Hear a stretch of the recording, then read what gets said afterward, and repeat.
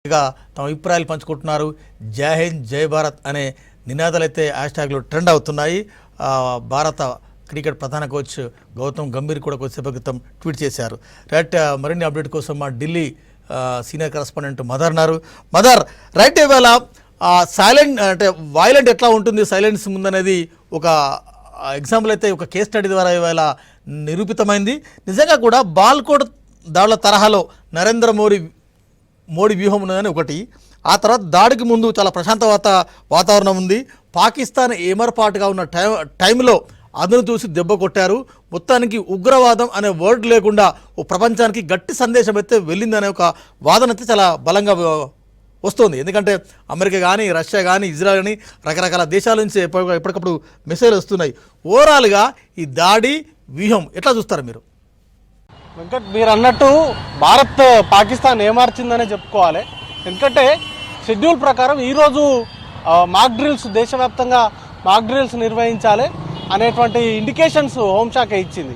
ఆ తర్వాతనే దాడులకు పాల్పడేటువంటి అవకాశం ఉందనేటువంటిది ప్రధానంగా అందరూ అనుకున్నారు. 7వ తారీఖు తర్వాత, అంటే వాళ్ళ పాకిస్తాన్ కూడా 9వ తారీఖు తర్వాత వారి దేశం పైన దాడి జరిగేటువంటి అవకాశం ఉంది అనేటువంటి అంశాన్ని చెప్తూ స్వయంగా ఆ దేశానికి సంబంధించిన కీలక నేతలు ట్వీట్ చేశారు.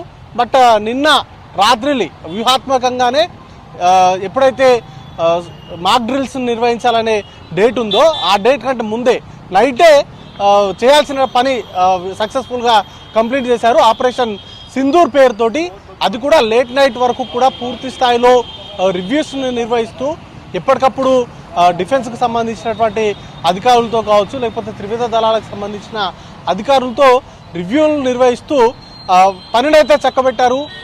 ముఖ్యంగా దాడి చేసే ముందు త్రివిధ దళాలకు సంబంధించి కీలకంగా ఆర్మీ ఒక పోస్ట్ చేసింది ట్విట్టర్లో.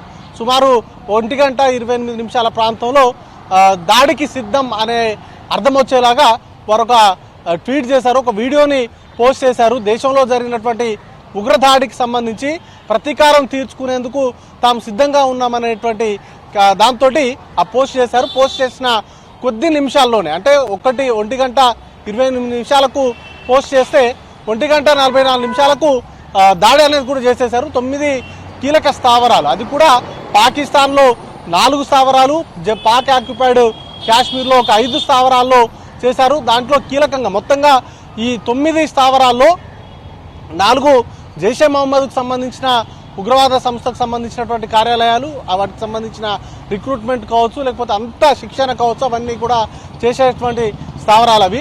వాటితో పాటు లష్కర్ ఎ తోయిబాకు సంబంధించినటువంటి స్థావరాలు కూడా ఉన్నాయి. వాటితో పాటు ఇదే ముజాహిద్దీన్కి సంబంధించినటువంటి స్థావరాలు ఉన్నాయి. మొత్తంగా టెర్రరిజానికి సంబంధించి ఎవరైతే పొంచి పోషిస్తున్నారో వారందరినీ కూడా బహిర్గతం చేసిందని చెప్పుకోవాలి ఈ దాడితోటి. ఇప్పటి వరకు పాకిస్తాన్కి సంబంధించినటువంటి మంత్రులు కావచ్చు, లేకపోతే ప్రధాని కావచ్చు, మేమే టెర్రరిజానికి సంబంధించి బాధితులము, మా దగ్గరే ఎక్కువ మంది మరణించారు అనేటువంటి కామెంట్స్ చేస్తూ వచ్చారు. ఇటీవల ఐక్యరాజ్య సమితి ముందుకు తీసుకెళ్లినటువంటి సందర్భంలో కూడా ఇండియానే దుందుడుకుగా వ్యవహరిస్తుంది అనేటువంటి అంశాన్ని ఫిర్యాదులు చేస్తూ దేశం మీద, మన దేశం ఇండియా మీదనే నెపాన్ని నెట్టేటువంటి ప్రయత్నాలు చేశాయి. కానీ వరుసగా ఉగ్రవాద దాడి జరిగిన తర్వాత నష్టపోయింది మన సాధారణ పౌరులు. ఆ తర్వాత కూడా పాకిస్తాన్కు సంబంధించిన కవ్వింపు చర్యలు రోజు జరిగాయి. ఆల్మోస్ట్ 11-12 రోజుల నుంచి కూడా భారత చెక్ పోస్టులు, ముఖ్యంగా సోల్జర్స్ సంబంధించిన చెక్ పోస్టులే టార్గెట్గా చేసుకొని దాడులు నిర్వహించినటువంటి సిచ్యువేషన్స్ కూడా చూసాం. వాటన్నిటిని కూడా భరిస్తూనే, వాటన్నింటికి దీటైనటువంటి సమాధానం ఇస్తూనే ఓవైపు పాకిస్తాన్కు సంబంధించి ఏవైతే ఉగ్రవాద స్థావరాలు ఉన్నాయో వాటిని ఖచ్చితంగా టార్గెట్ చేసి ఎక్కడ కూడా సివిలియన్స్ పైన కానీ, లేకపోతే అక్కడ ఉన్నటువంటి పాకిస్తాన్కి సంబంధించినటువంటి సైన్యం పైన కానీ దాడులు చేయకుండా కేవలం ఉగ్రవాద స్థావరాలకు, ఉగ్రవాదులకు శిక్షణిస్తున్నటువంటి స్థావరాలు, అలాగే ఉగ్రవాదులు తలదాచుకుంటున్నటువంటి స్థావరాలనే లక్ష్యంగా చేసుకొని భారత్ ఈ దాడికి పాల్పడింది. దాంట్లో సుమారు 80 మందికి పైగా మరణించినట్లుగా వార్తలంతా ఉన్నాయి. ఇంకా ఎక్కువగా కూడా మృతుల సంఖ్య ఉండేటువంటి అవకాశం ఉందనేటువంటి అంచనాలు ఉన్నాయి. వీటన్నింటి నేపథ్యంలో ప్రపంచ దేశాలన్నీ కూడా ఇప్పుడు భారత్ చేసినటువంటి దాడికి సంబంధించి ఖచ్చితంగా ఇది ప్రతీకార దాడిగా చూడట్లేదు. ఒక దెబ్బతిన్నటువంటి వారి సెల్ఫ్ డిఫెన్స్ కోసం, లేకపోతే వారు ఒక ప్రతిచర్యగా మాత్రమే దీన్నంతా కూడా చూస్తూ ఉన్నారు. ఖచ్చితంగా మనకు రియాక్ట్ అయ్యేటువంటి అవకాశం ఉంది. ఎందుకంటే మనమేమి పాకిస్తాన్కి సంబంధించిన సోల్జర్స్ మీదనో లేకపోతే రోజువారీగా వాళ్ళలాగా సీజ్ ఫైర్ వైలేషన్ లాంటి కార్యక్రమాలకు ఇండియా నుంచి సంబంధించి ఆర్మీ పాల్పడలేదు. కానీ పాకిస్తాన్కి సంబంధించి పాకిస్తాన్లో తలదాచుకుంటున్నటువంటి ఉగ్రవాదులను లక్ష్యంగా చేసుకొని దాడులకు పాల్పడింది. వీటన్నిటి పట్ల కూడా ప్రపంచ దేశాలన్నీ కూడా భారత్ ఉగ్రవాదానికి వ్యతిరేకంగా చేస్తున్నటువంటి పోరాటాన్ని హర్షిస్తూనే వారి మద్దతును కూడా తెలియజేస్తున్నాయి. ఇప్పటికే అమెరికా వీటికి సంబంధించినటువంటి అంశాల్లో